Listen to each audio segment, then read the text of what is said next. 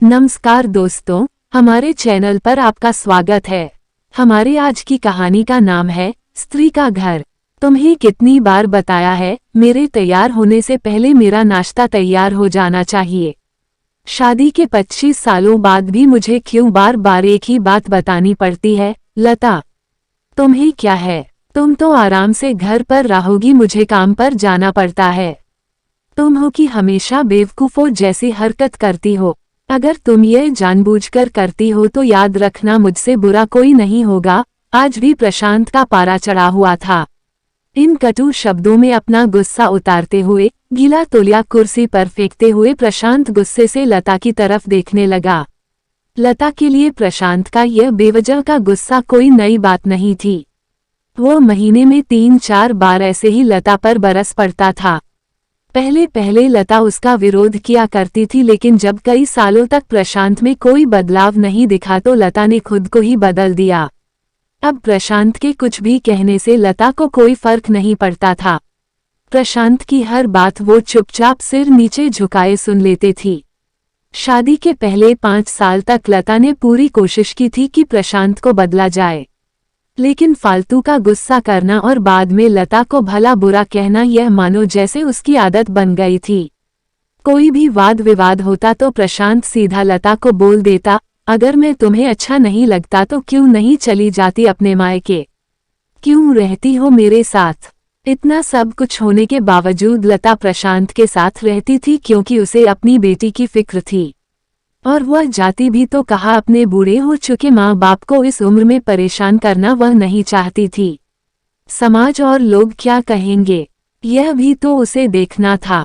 वह इतनी पढ़ी लिखी भी तो नहीं थी कि खुद जाकर कोई नौकरी कर सके और अपना और अपनी बेटी का पालन पोषण कर सके। लता को अब अपनी फिक्र नहीं थी। उसको फिक्र थी तो बस अपनी शादी लायक हो रही बेटी की।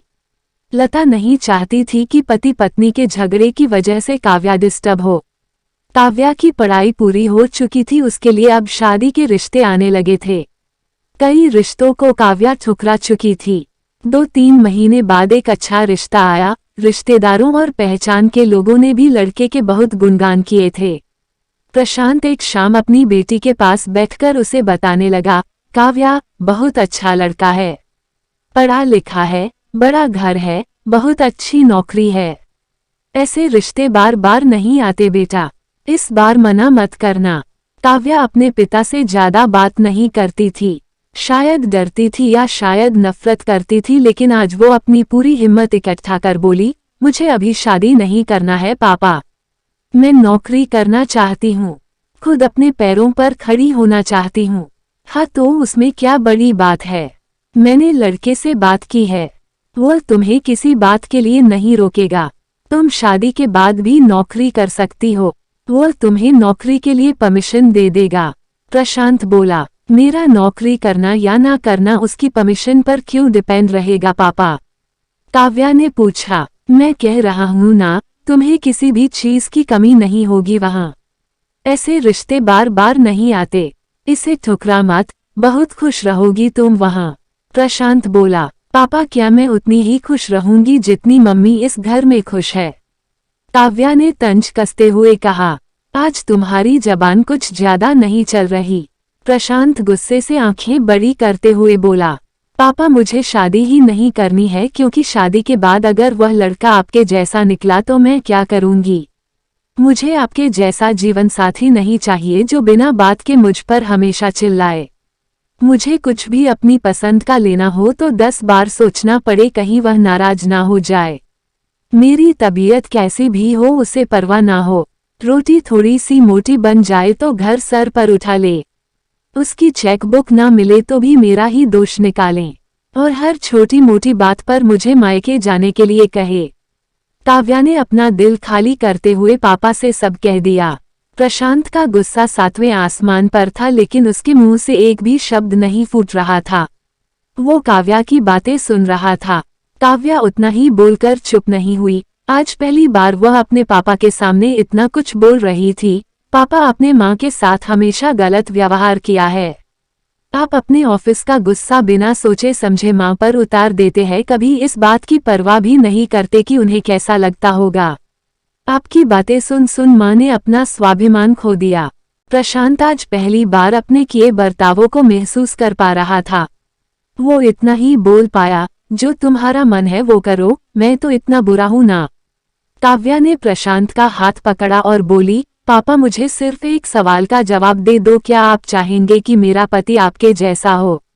अगर आपका जवाब हाँ है तो कर दीजिए मेरा रिश्ता आज ही, और ना है तो मुझे आत्मनिर्भर बनने दीजिए। प्रशांत कुछ भी ना बोल पाया और वहां से चुपचाप बाहर चला गया। आज उसे लता के सामने जाने में शर्म आ रही थी। चलते चलते उसकी आंखों से आंसू बह रहे थे। प्रशांत ने आज से अपने आप को बदलने का निश्चय किया। अगले दिन से लता ने अपने पति में काफी बदलाव देखा। वह सोचने लगी कि जो हिम्मत काव्या ने दिखाई है वो हिम्मत अगर मैं पहले ही दिखा देती तो शायद आज परिस्थिति कुछ और होती। अब काव्या पढ़ लिख कर अच्छी नौकरी करने लगी थी और 3 साल बाद उसके लिए एक अच्छा रिश्ता आया और उसकी विदाई पर प्रशांत बोला, बेटा तू हमेशा खुश रहेगी क्योंकि तेरा पति तेरे बाप जैसा नहीं है। प्रशांत की यह बात सुनकर लता और काव्या की आंखों से आंसू बहने लगे। दोस्तों, हमारे समाज में औरतों को भले ही देवी का दर्जा दिया जाता है लेकिन वह स्वतंत्रता नहीं दी जाती जो उन्हें देनी चाहिए। उन्हें बचपन से ही बताया जाता है कि वह पराया धन है। स्कूल से आने में देर हो जाए तो पिटाई मिलती है। मोबाइल पर बातें करते हुए दिख जाए या खिड़की से झांकते हुए दिख जाए तो शक किया जाता है। माँ बाप का घर तुम्हारा नहीं है, पति का घर ही तुम्हारा घर है। जीवन भर यह बातें बता बताकर उन्हें ससुराल भेज दिया जाता है और एक दिन किसी छोटे मोटे झगड़े में ससुराल वालों से उन्हें सुनना पड़ता है कि इस घर को छोड़ दो और मायके चली जाओ। अब आप ही बताओ दोस्तों, ऐसी स्त्रियों का सच्चा घर कौन सा? आखिरकार वह किस घर को अपना कहें? दोस्तों, उम्मीद है यह कहानी आपके दिल को छू गई होगी। ऐसे ही सीधे दिल तक उतरने वाली कहानियां सुनने के लिए आप हमारे चैनल को सब्सक्राइब करें।